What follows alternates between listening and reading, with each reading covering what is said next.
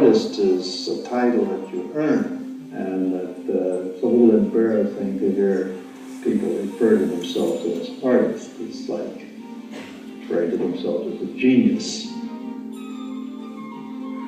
This was a man who was a Merlin of curiosity. He was driven by his curiosity. We weren't sure quite what he was. Was he an architect? Was he a designer? Was he a filmmaker? But what he was, obviously, was something we all wanted to be. I had been trained as a painter, but when we were working on the furniture, again in film, it never seemed like leaving painting in any way. It was just another form. She made paintings out of what she was surrounded by. Everything she touched, she turned into something magical. Everything that they did in design, she saw as an extension of her painting. And everything they did in design, he saw as an extension of his architecture. For them, these names like painter and architect, they weren't job descriptions. They were ways of looking at the world. They were introducing people to look at the world differently. Life was fun, was work, was fun, was life. People would say it was childlike behaviour, but what's wrong with that? It's the Eameses who've put all this joy back in life. You know, the modernism, let's face it, was getting boring. And they just designed the furniture, they'd be in the Pantheon. It's the multifaceted nature of the career that is extraordinary. They give shape to America's 20th century.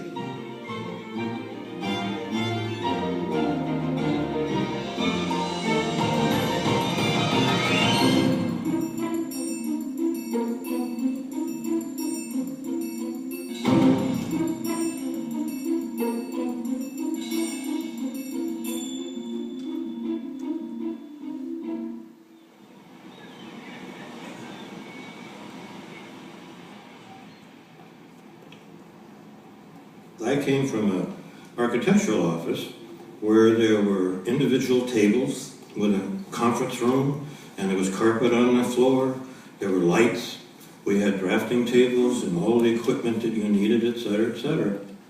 I walk in the Eames office and it was like walking into a circus.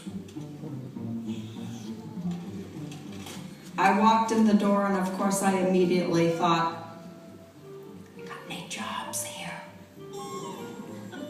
I'm just totally blown away by the patina on every surface of graphics, and there were models everywhere, and there was just stuff. I was just overwhelmed. I saw this incredible apparition of animation stands and photographs spread out on tables, models being lit for photography, a screening room, and a wonderful wood shop, saltwater tanks. There were Eames chairs with Steinberg drawings on them. Every kind of visual treat you can imagine. And I thought, I've come to work in Disneyland. If you had to take the roof off of it, you'd see that place changing constantly. So we just go around and take everything out of the middle of the studio to put up a movie set to take pictures tomorrow, and then the next day you take out all the movie set and put the tables all back up and everybody's back at work again. It was very informal. I mean, there wasn't ever any kind of routine. There were no, quote, regular meetings. Because I did not have a design degree, many of the people in the office thought I probably shouldn't be there, but Charles had a different attitude. And he said this to me, I can teach you how to draw if you can think and you can see and you can prove that to me, you can work here.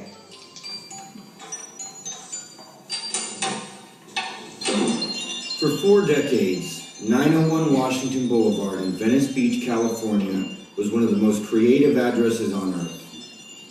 Dozens of gifted young designers cut their teeth within the walls of the studio. But the vision for the office came from the top. You have to have a place where you can recognize where you're going to start out. Modern design was born from the marriage of art and industry. The Eames office was born from the marriage of Ray Kaiser, a painter who rarely painted, and Charles Eames, an architecture school dropout who never got his license. Eventually, everything connects, Charles said. Furniture, toys, architecture, exhibitions, photography, and film were all connected in the wild, whimsical world of the Eames office. Charles and Ray Eames wanted to bring the most magnificent experiences that you could have with your eyes to the largest number of people. I don't think there's anything more important for an artist to want to do. It was a career that defined what it means to be a designer. And it all began with a chair. Charles, where did the classic Eames chair come from? Did it come to you in a flash as you were shaving one morning? It sort of came to me in a 30-year flash. Time magazine called it the greatest design of the 20th century. But it didn't start out that way. It began as a failure.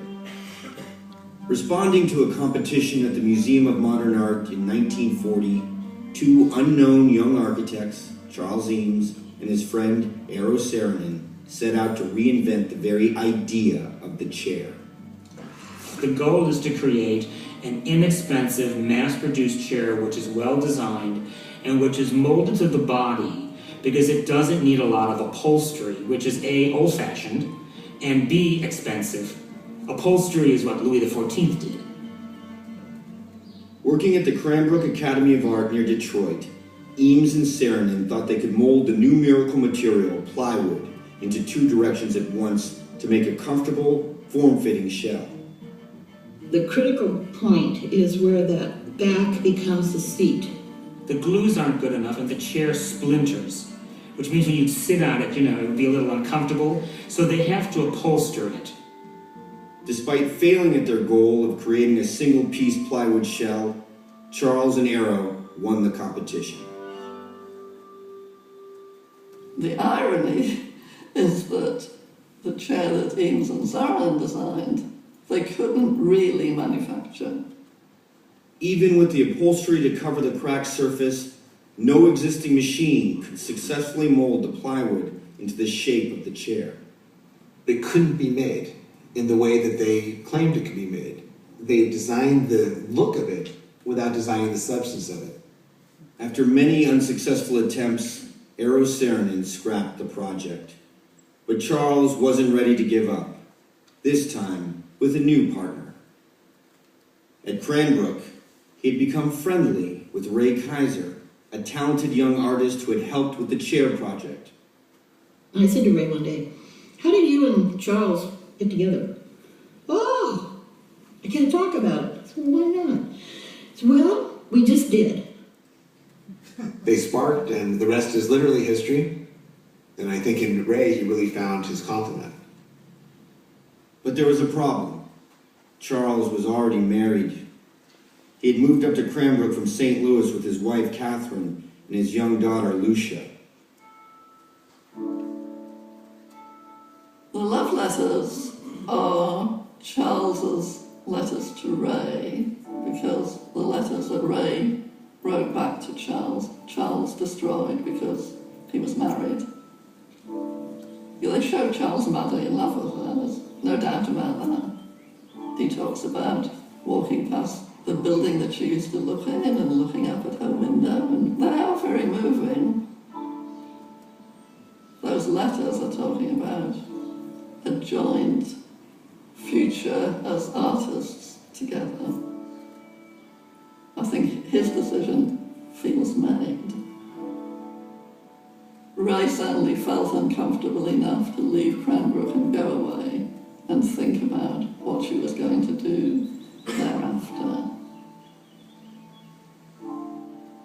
Catherine was a very impressive person. Knowing them both as I did, you can see why they didn't stay together. He really thought he had something to offer the world. And this was going to be a journey with a lot of unexpectedness. This was a journey that might not lead to success. And I think that maybe at that point in her life, this was not necessarily the place that Catherine wanted to go. But I think that maybe in Charles's mind, that he had wanted a life where love and work and life and work were all blended together. Charles quit his job at Cranbrook, and in one last letter to Ray, asked for her hand in marriage. His future with his new bride now depended on making the chair work.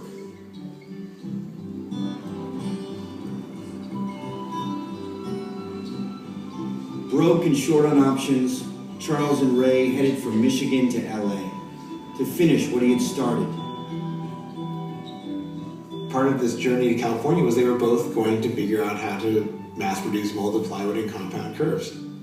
Which sounds very unromantic, but I think it probably was pretty romantic under the circumstances. In their 2-bedroom apartment in Westwood Village, Charles and Ray set up a makeshift workshop.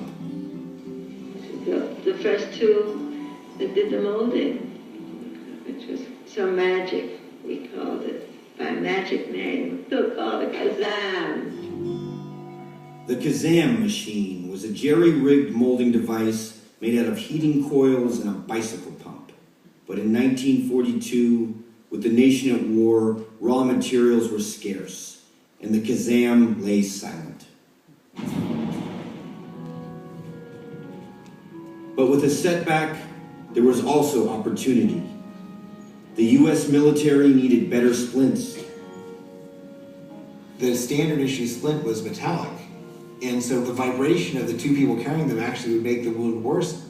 They would actually be better off if you grabbed a stick off the ground and tied it to it than with this amplification. So Charles Ray said, well, we're experimenting with molded plywood, why don't we try to design a new splint? They're trying to make a three-dimensional curve, kind of a bowl, you might say. They can't quite do it yet. So they need holes in the plywood in order to release the tension, because otherwise it's going to splinter where they try to do it. But working within the constraints, what's nice is that this is exactly what you need for a splint, because you need a place for the bandages to go. In a rented warehouse space, their team of skilled designers and craftspeople made 150,000 splints. With peace approaching, Charles and Ray had one thing on their minds: applying the lessons of the splints to the failed plywood chairs. This time, they wouldn't design the look of the chair first. They would never make that mistake again. They would let the design flow from the learning. That meant knowing who they were serving. In Charles's words, it was always about being a good host to their guests. The people we wanted to serve were varied, and to begin with, we studied the shapes and postures of many types, averages and extremes. But it was more than just a search for the best chair design. It was the beginning of the Eames design process, a process of learning by doing. In the design of any structure, it is often the connection that provides the key to the solution. Never delegate understanding, Charles said. It would become a hallmark of Eames design, their secret ingredient.